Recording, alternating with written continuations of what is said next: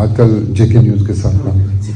ہو سکتی ہے کیا کشمیر کوئی امید رکھیں آپ سے کہ اس سارے معاملے سے کشمیر کی آزادی کی طرف بھی کوئی حل کی طرف کچھ بڑھے گا؟ جیسے پچھلے دور میں یہ مسئلہ کشمیر بالکل سرد خانے میں چلا جاتا ہے اور یہ سمجھا جا رہا تھا کہ ڈیڈ ایشو ہو گیا ہے. کیا آپ کچھ کشمیری امید رکھیں کہ اس مسئلے پہ کچھ پیش رفت ہوگی؟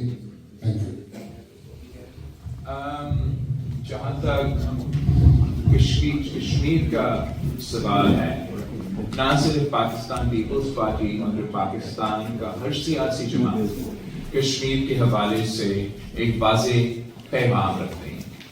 اس جنگ کے سلسلے میں جو کشمیر کے کانٹیکس میں سفارتی سطح پہ کافی پیش رفت ہوا ہے اس انداز سے کہ بھارت نے 2019 کے بعد یہ سمجھا کہ انہوں نے کشمیر کو ایک اندرونی مسئلہ میں تبدیل کر دیا.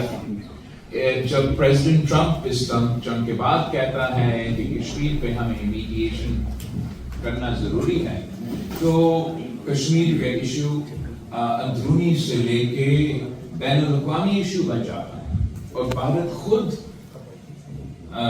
مجبور ہو گئے ہیں یہ اندرونی مسئلہ کا ڈیفینیشن سے پیچھے ہٹنا.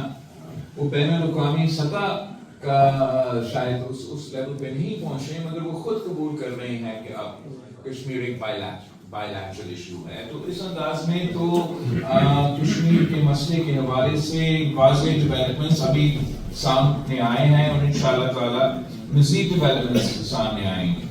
کل جو ہمارا ڈیلیگیشن ہے وہ برٹش ہاؤس آف کامنز میں ان کا اور پارٹیز گروپ آن کشمیر سے ہمارا ملاقات ہوا.